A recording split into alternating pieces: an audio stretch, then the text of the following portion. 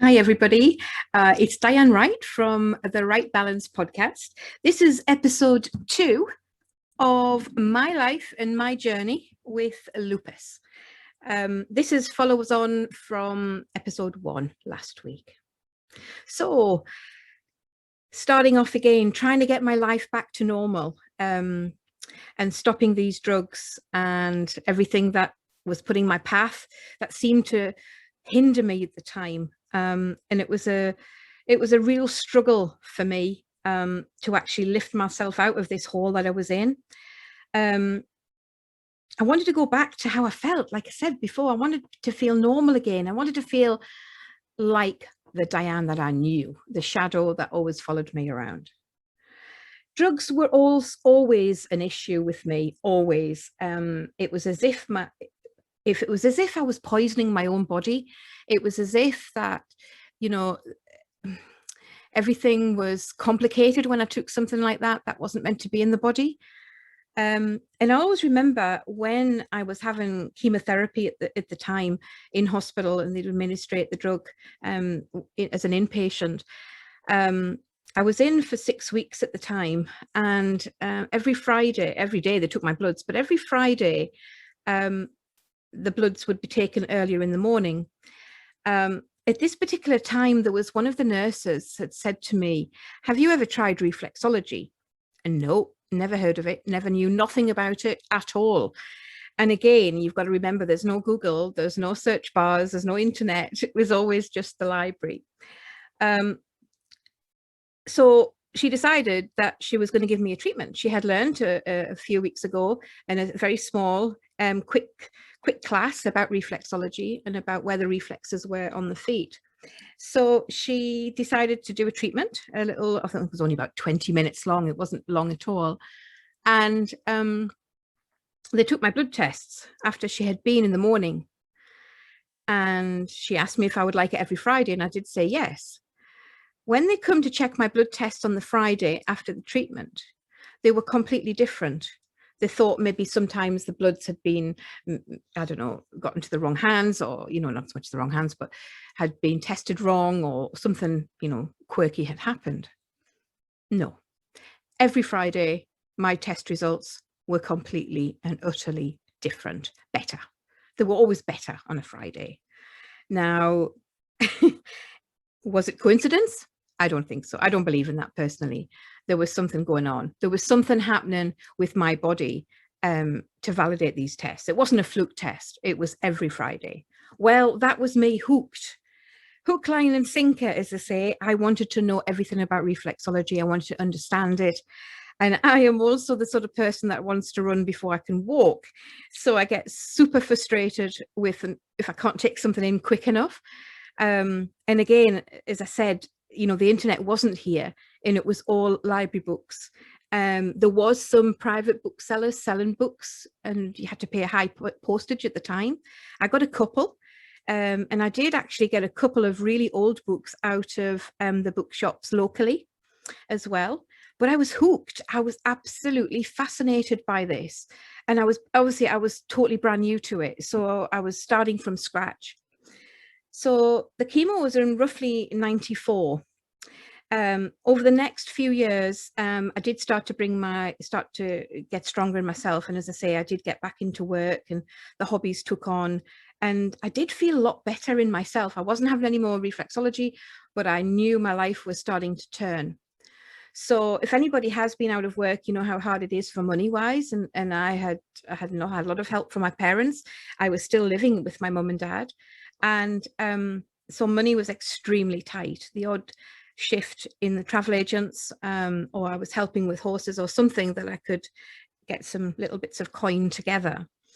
And then it wasn't until 2000 where I had my heavy goods license. I had my class 2 first, and then I took on my class 1.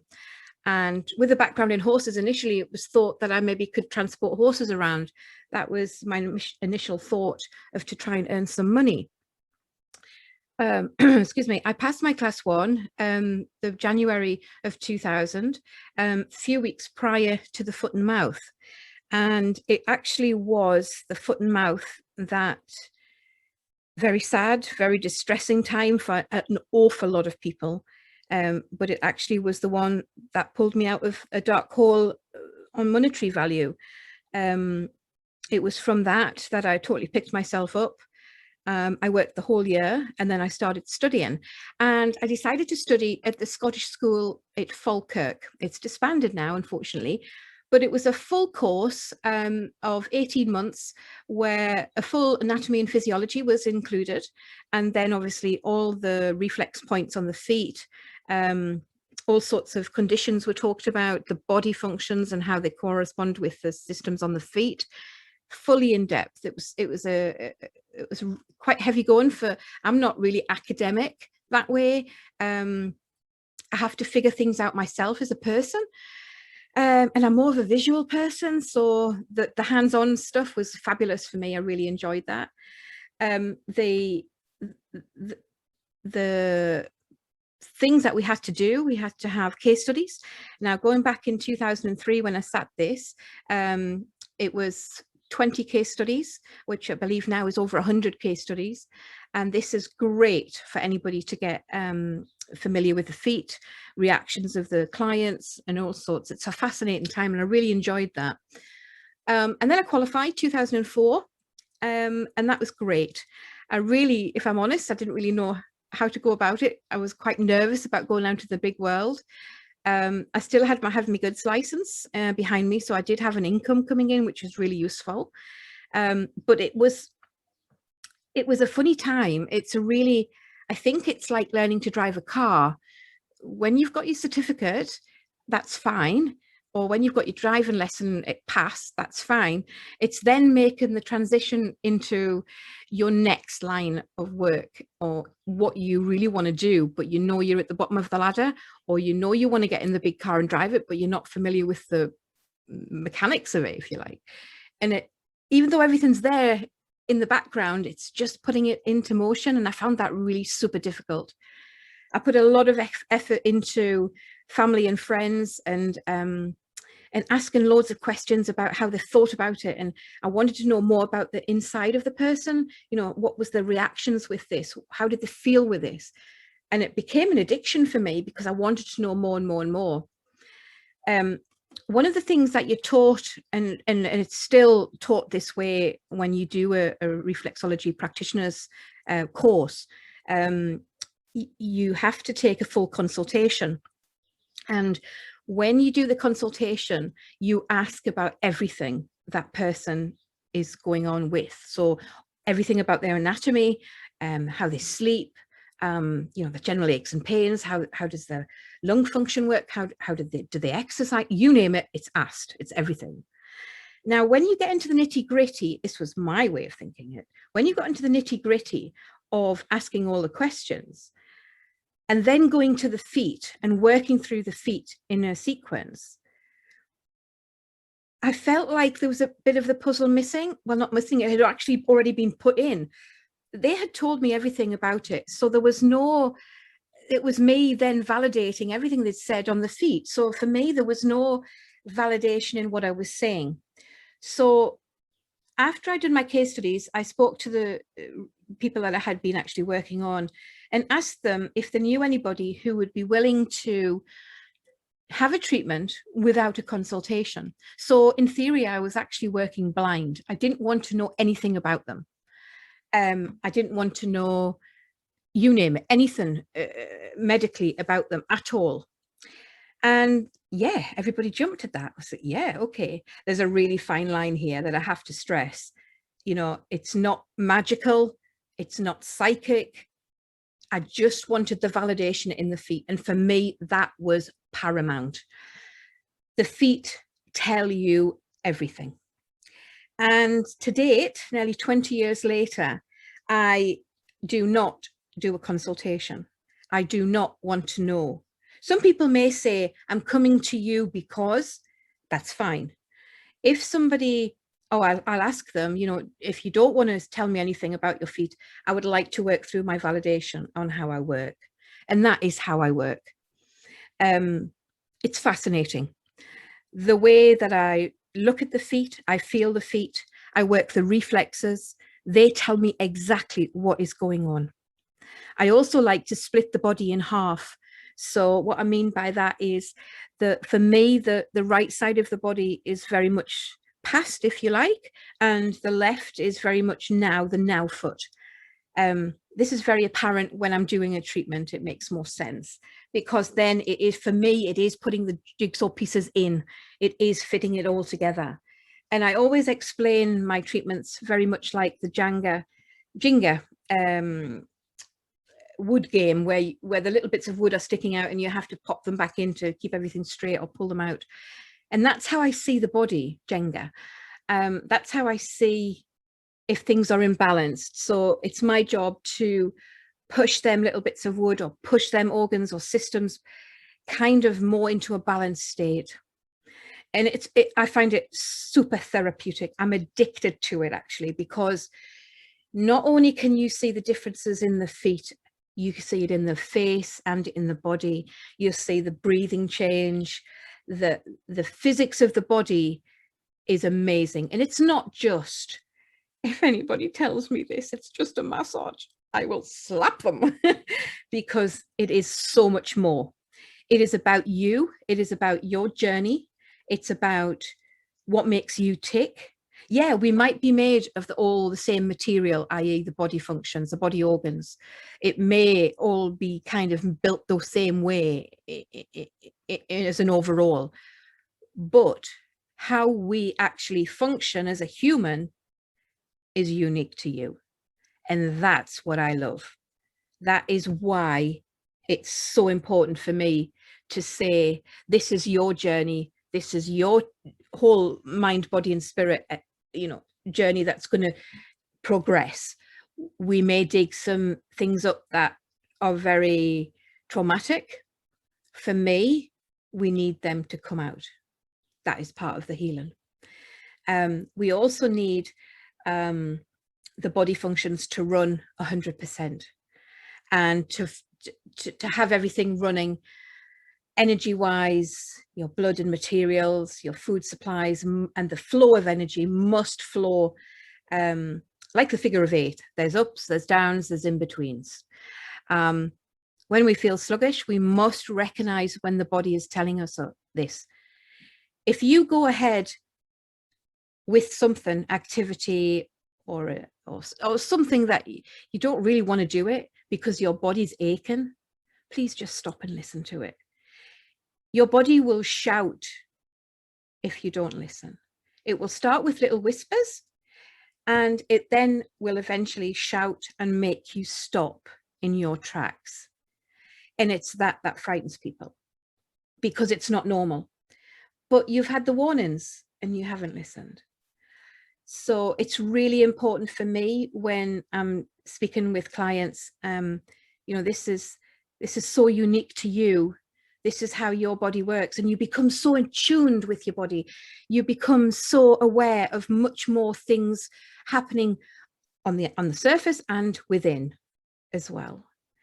There is a sequence of how I like to work, and it does include the mind, body and spirit. I'm not psychic. I'm not like that at all. The feet tell me everything. I do work with Reiki energy now, and that is quite a powerful thing as well. So I get energy back and forth with a protection. I'll go into that on another day. But it's so important to realize this reflexology is, it's a journey, and it's a very, very personal journey for you. Some people experience after a treatment reactions. There is the word, I hate using it. It's called the healing crisis, and it just puts the hairs right up on the back of my neck because it isn't a crisis. It's the healing that needs to take place. So if you have a treatment and, for example, the therapist explains that maybe your back or your shoulder is a little bit crunchy. These are sensations that you may feel during the treatment. Not everybody feels them. Be aware of that shoulder or back aching a little bit tomorrow. Some of the feelings you get during a treatment can be very much like bubble wrap under the skin. Bit of, some people describe it like popping, and these are bits of calcium depositories that are under the skin that have built up. I like to think of them as a blockage on the motorway, and I need to clear that traffic off the motorway so it runs freely again. The treatment should be very relaxing. Sometimes you will get the energy up and down the body. Some people just get it in the legs. That's unique as well. It's different for everybody, all different feelings that you'll get. I like to incorporate a bit of Reiki at the end, just on the feet only.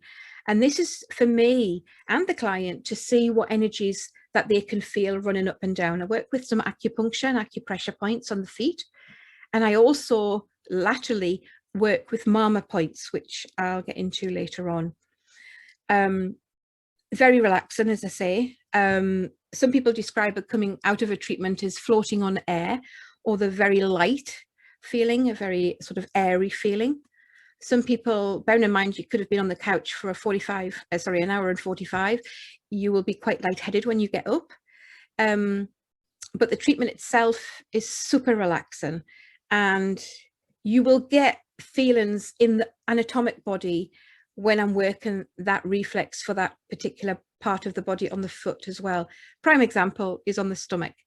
You start working the stomach and we have a little bit of burping, or we have a little bit of gurgling, and it's the validation, you know, it's the true validation of what connects. The maps on the feet do differ greatly. For me, I was trained the Ingham method, Eunice Ingham, who was with a physiotherapist Fitzgerald back in the day, 1930s, and decided to put the maps together herself. And primarily I do go with that. And then just through experience, I have my own techniques that work with other reflexes that I've worked. So I found that quite interesting, putting it all together. I then carried on additional training after my practitioner's course, and I did pregnancy and fertility. Wow, wow, wow. We had a super fruitful testing time, shall I say, during my training. We had ladies who next step was IVF and fell pregnant naturally. In fact, there was 3. So I was ecstatic with that, because I'm not a mother. I don't have children. So for me, it was a brand new learning curve. It was quite mind-blowing for me. Fascinating, absolutely fascinating. I also did allergies and intolerances, another really interesting one, more to do with how we react with the body. It's not always what you think it is, as people can diagnose food allergies. That's fine, that's fine. However, I like to go a little bit deeper than that. There's more to it. I also did cancer in diabetic patient. And diabetic patient was really interesting for me as well.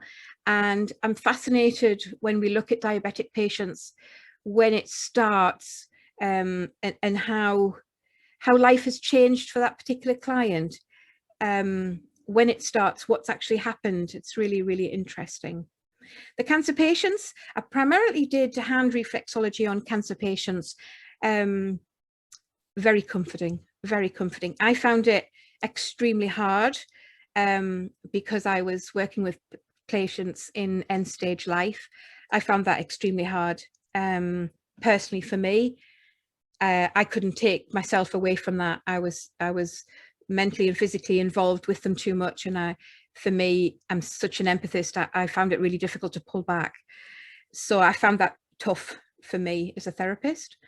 I do now like to put a lot of my expertise and personal background into autoimmune diseases, or disorders, as I like to call them. Interesting concepts with them as well. And the reason why the body goes through different stages, I find fascinating. There's a lot of research that does carry on. They still come up with the autoimmune disorder because they really don't know why the body's doing what it does.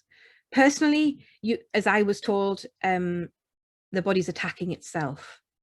I don't get that.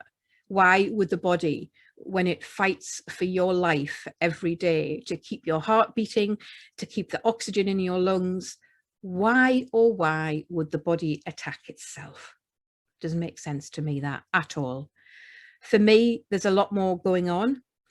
I also did some training in Chinese medicine and the meridians, and the connection. There's a lot of things that I like to bring into my therapy.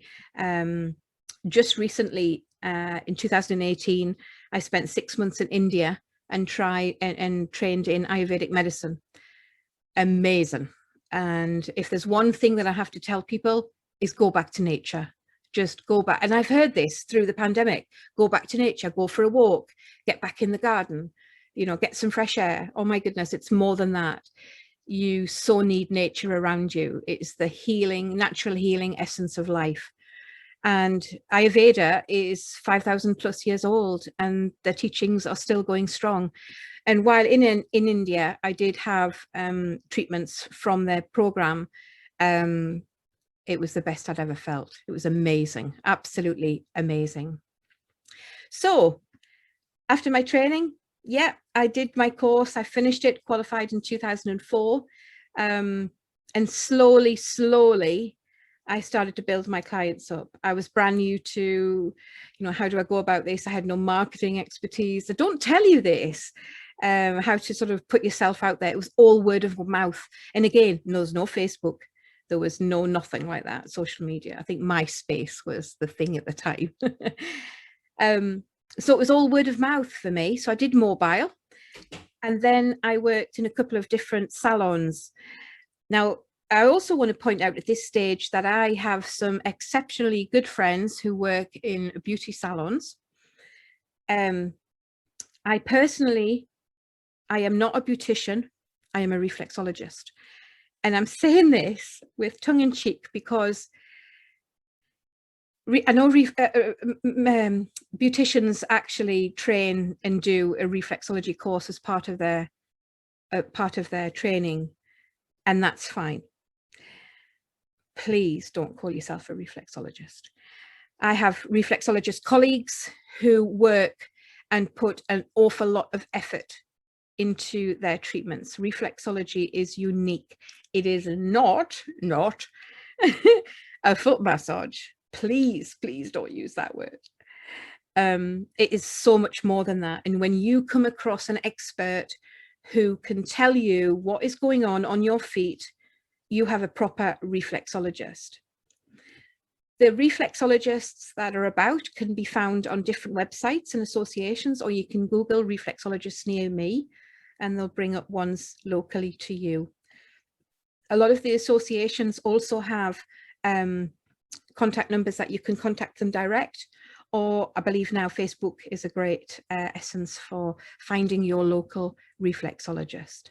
Ask them where they trained, how long they trained for, you know, what background have they got, and get an essence of them. Reflexologists as a whole have usually got a backstory, or they've usually got a story like mine, how they got into it. And usually I've got the saying, I've got the t-shirt, I can tell you exactly what's going on. Them are the reflexologists that you need. Do a bit of research when you're looking for them as well. They're fascinating to have a talk to as well. Always approachable, always approachable. So back to coming in and out of salons. So I worked some days in different salons. I still didn't have enough financially to pack the driving in altogether. So I still was driving heavy goods lorries, which kept me generally fit because at the time it was a lot of in and out and running around. So that was quite good. And then a couple of days doing mobile or in the shop reflexology, and it worked really well, exceptionally well. And over the next 5 years, it was built up that it was all word of mouth. As I say, I didn't, there was no Facebook then. It's just starting actually in 2006-07. But it did grow steadily by itself, organically, as they'd call it. And it's never really stopped. I love my work, and the next episode is going to be about what happened next. And that is an insight into the beginning of chapter 1, where I discussed they give me 6 years before my kidneys would probably end up in end-stage renal failure. Well, 2007 was the year that I got a phone call from my consultant, who regularly checked my bloods as normal, or as always, to say there was a deterioration in my kidneys. I had gone nearly 20 years past the 6 years. So the next episode is all about what happened in 2007. Thanks for listening, and I hope I can catch you next time. Have a great week or weekend. Take care.